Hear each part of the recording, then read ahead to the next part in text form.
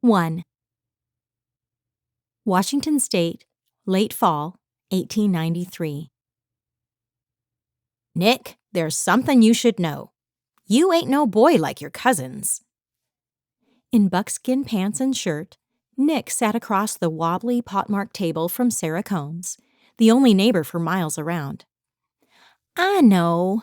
Grandpa said I'd be the man of the house when he passed over into heaven, which he did a few weeks ago. You being our only neighbor, I came to you for advice. We buried him, but I'm not sure what to do now. I'm not skilled enough to look after Rolfie and Bucky through the winter. Grandpa always got us what we needed. He'd leave for a day or two and come back with flour and coffee and the like. I don't know how to do that. The grizzled old lady, tough enough to survive alone in the mountains, sucked in air through the gap between her two front teeth and shook her head. You miss my meaning. Your grandpa meant well, was trying to protect you, but he's done you a disservice by keeping you hid away up in the mountains. You ain't no man. You're a woman like me. A woman? Why didn't he tell me that all along? Nick leaned forward on the table. Grandpa grabbed my arm, and his last words were, "Go to Kamola and find a husband." I should have told you sooner, but Nick, you're not a Then he breathed his last. I don't know what he was trying to tell me. Why would he claim I was a man, then tell me to get a husband? That isn't right. I figured that maybe man was a general term for humans or person, and woman was another sort of man. I don't think I know the real meaning of the words man and woman. I'm all kinds of confused. Sarah rubbed her lips, like she was trying to form the right words. He was probably going to say you ain't no feller. Your full name is Nicole. It's a right pretty girl's name. I told Ike he shouldn't be dressing you like them boys and telling you was just like them. I've known for a long time I'm different from my cousins. Maybe that was why she'd felt a connection with Sarah, because they were both women. But Grandpa would never talk about it. He'd get real upset if I asked, so I didn't. I let him call me what he wanted to. The older woman patted Nick's hand. He's afraid someone might hurt you if they knew you were a girl. There be some pretty mean folks out there, and he did what he thought best for you. Now, I'm not one to do much trustin' of outside folks, but it's time for you and your cousins to move into town. Move there? Leave the mountain? A fear coiled up inside her, ready to strike. I've never lived anywhere else. Sarah nodded. It's time. Nick's insides wiggled as though she'd swallowed a snake. Grandpa never spoke well of town. Grandpa wouldn't approve of us moving there, but I'll visit, just to see what it has. Get provisions and come right back. Can you take me? Sorry, I can't go to town. Follow the crick all the way down. You'll see the place. Aunt Henny can help you better than me. Take your cousins with you. I can't take the young'uns. I'll leave them in the cabin. Will you check on them while I'm gone? Rolfie's what, 12 now? Bucky's 7? Nick nodded. And you're 17 or 18? Turned 20 on my last birthday. I didn't realize it had been so long. Sarah shook her head. But still too young. It's best if you and the boys move into town. You're not going to find a man to come up here with you. There's a loose floorboard under your grandpa's bed where he stashed some money. You take that and find Aunt Henny. She's good people.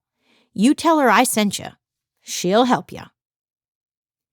The next day, Nick trudged down the mountain. Sure wished the mule hadn't died. At the tree line, she stopped short and ducked behind a lodgepole pine. A whole passel of cabins dotted the landscape. Big ones. She'd never seen the likes. There must be 7 or 8 of them, all bunched together. Horses pulled carts with 4 wheels. What did a person need with 4 wheels? Was this that Camola town Sarah told her about? She said there would be a lot of people. Nick had never been around other folks besides her grandpa and cousins, Sarah Combs, and the occasional trapper or hunter passing by. She ventured out of the forest, scurried up a knoll and onto the heap of rocks to get a better view of this Camola and the cabins. She kept her rifle in her hand. Grandpa said to never set down your gun lest a grizzly surprise you and your gun's too far away. She gasped at the sight. Far more than 8 cabins. A whole mess of them. Too many to count. What were so many doing together? The horses and carts moved along on the spaces between the cabins. Some of the bigger ones had 2 and 4 horses pulling them. Lots of people roamed all over the place. How was she supposed to find one person in that mess? Like a colony of ants crawling all over an apple core. Sarah had said for her to ask someone. Nick, best get to it. Time was wasting. She marched along the slope of the knoll and strode toward the town of cabins and people and horses and carts. Was this a hopeless task? The first couple of cabins she came to had white board fences all the way around them. When she came to a whole string of buildings attached together, she stepped up onto the long wooden walk along their fronts. These ones had large windows. She'd never seen glass so big. Grandpa's cabin had 2 small 4-paned windows, and when the bitter winter wind blew, they let in all the cold. How did people stay warm with windows the size of walls? She peered through the glass. One man lay in the strangest chair, or was it a bed? He had shaving soap on his face. Another man held the razor blade, scraping off the white foam and whiskers. She walked on to the next one. A man handed a brown paper-wrapped box to a lady. The next building had all manner of things stacked around in rows and rows, cans, lamps, blankets, fabric with pretty flowers, stripes, or plaids on them, sacks with the words flour, coffee, and sugar spelled out on each. This must be where Grandpa got everything he brought to the cabin. She would need to buy a mule and come with the cart to get everything they would need for the winter. These were the strangest homes she had ever seen. How did people sleep and eat with all those trappings? She stepped off the porch as a man on horseback galloped along the dirt pathway. "Hey, mister!" He rode right on past without even stopping or saying good day. Grandpa always taught her to say a greeting to people. 2 women dressed in clothes like Sarah's, but cleaner and without patches, headed toward her. Maybe one of them was Aunt Henny. Nick tipped her hat. "Howdy, do you—" The women gasped and darted across the open stretch between the long cabins. That wasn't very neighborly. Nick never would have done that to Sarah or the occasional trappers and hunters. "Begging your pardon," she said to the next man, who sidestepped around her. Now she knew why Grandpa said towns were evil places. When a person wouldn't greet another, it wasn't worth the effort it took to speak. She should skedaddle back up to the mountains. At a noise, she spun around and faced a horse square in the chest. It startled and reared. She ducked and rolled out of harm's way and landed on her feet with her rifle at the ready. The horse settled, and the rider rode off down the long dirt patch. A deep voice behind her said, "Nice move, kid." Nick swung around. The man laughed, deep and warm, and put his fingers on the end of her barrel, pushing it away from pointing at him. He was fine-looking and had a friendly smile that did something funny to her insides. She lowered her gun. "Sorry about that." "No problem. You moved pretty quickly out of the way of that rearing horse. A lot of people would have frozen and gotten themselves injured under those hooves." "Grandpa always said, move fast or die." "Words to live by." An amused twinkle flashed in his blue eyes. "If you're interested in work, I can always use someone like you who is fast on their feet and quick thinking." "I'm not after work." Finally, someone who would speak to her. I'm looking for Aunt Henny. Do you know where I can find her? Sure, everyone knows Aunt Henny, but I've learned she's not really anyone's aunt. Then why's she called Aunt? I've been wondering the same thing. He unwound his horse reins from the hitchin' rail. Come on, I'll take you to her. You planning to stay at her boarding house? No, sir. Nick fell into step beside him. She's going to help me find a husband. A what? The man stopped and snatched Nick's hat. Hey, give that back, thief! I declare, you're a girl under all that dirt and buckskins. Am not. Grandpa said I was to be the man of the house after he passed. But Sarah said I'm a woman. He doubled over laughing. Girlie, you are no man. Stop calling me that. She swiped her hat from his hand and smashed it onto her head. Are you going to take me to Aunt Henny or not? Point me in the right direction. I'm a good tracker. I'll find her. Oh, I'll take you there, all right. He tried to stifle his laugh, but his snicker still came out. I can't wait to see her face. Regardless of his beguiling smile, she determined not to like this man laughing at her the way he had. But he had been the only one kind enough to offer her help, so he couldn't be too bad. Henny turned the pie crust dough out onto her floured work table in her kitchen and picked the sticky bits off her fingers. Boots clomped on her porch. She let out a frustrated groan. Why did a new boarder have to show up while her hands were gloppy? The anticipated knock sounded. Just a minute, I'm coming. She grabbed a towel and wiped what dough she could off her hands. She covered the knob with the towel and turned it, opening the door. That new rancher, Shane Keegan, and a buckskin-clad boy stood on her porch. Good morning, fellows. What can I do for you? This here fella is looking for you. Mr. Keegan swiped off the boy's hat. But he's a she. The girl grabbed her hat. You need to stop doing that. Her nearly black hair had been cropped short like a boy's. Hacked, really, to above her shoulders. Between her hair and her clothes, no wonder Mr. Keegan thought she was a boy. Henny pushed the screen open with her elbow. Won't you both come in? Mr. Keegan tipped his hat. I'd love to, just to find out what this is all about, but I have a lady to see. Good day, Aunt Henny. Good day, kid. He tromped off the porch, laughing. The girl did look a bit unusual, but nothing to laugh at. Henny would like to say she'd seen worse, but she couldn't recall that she had. The girl entered. Henny closed the door and pointed to the entry to the parlor. Stand right there. I'll return in a moment. She washed the dough off her hands as quick as she could. Who knew what that girl would get into? She drew 2 glasses of water and cut 2 slices of spice cake, set the lot on a tray, and grabbed 2 tea towels.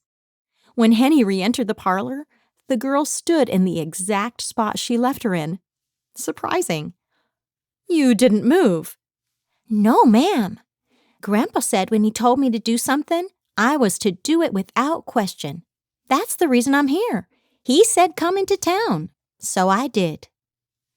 Henny's calico cat sauntered across the room to investigate the new arrival. That's Miss Tibbins. The girl crouched and held out her hand. Hello, kitty. The cat approached cautiously, then her tail puffed out 3 times its normal size. She hissed and strolled away. She doesn't normally act like that. Henny set the tray on the serving table in front of the settee. I probably have all kinds of strange smells on my buckskins she's not used to. Still, Henny didn't think it was any reason to hiss. She draped 1 tea towel on the seat of a padded chair and the other on the backrest. I hope you don't take offense, but your clothes are a bit dusty. That was being kind. Have a seat. I don't mind. I can sit on the floor if you'd like. No, that won't be necessary. Henny didn't know what to make of this girl. She sat. You have a real nice cabin. I never saw one so big. This town's full of cabins like this. You must have a passel of kin in your family."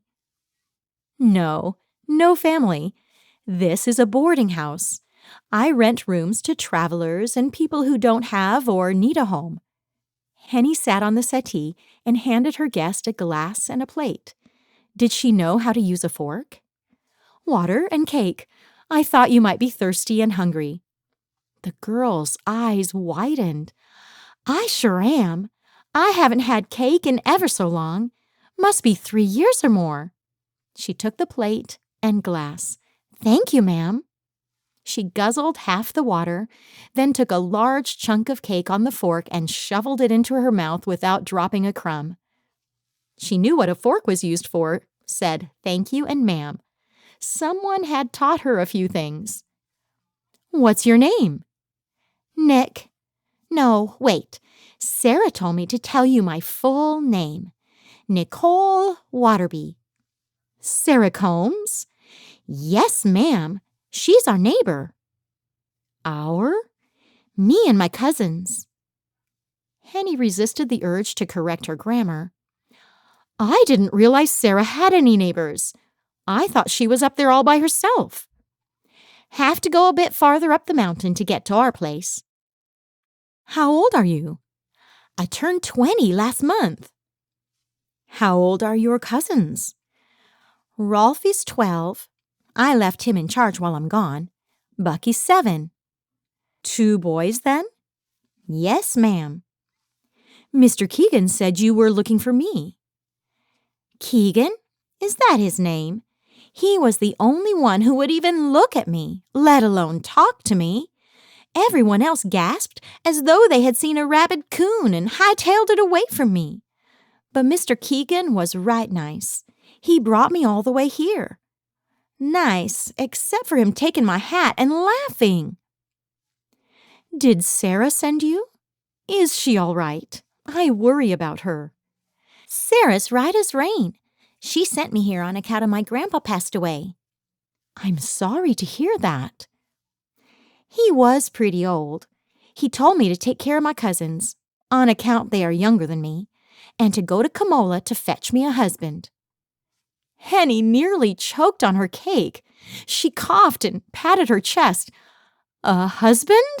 Did he tell you how to do that?" "He was pretty bad off by then. He just made me promise to do it so I could take care of the young'uns." Nicole leaned forward.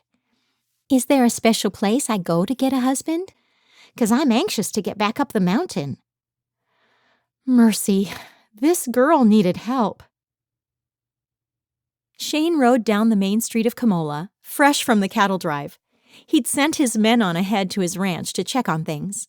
He didn't want to waste any more time finding out Miss Isabel Atwood's answer. Before he'd left 2 months ago, he'd asked to court her when he returned, with the intention to marry. He knew it had been quick, but he liked her a lot, and he didn't want another man to steal her away while he was gone.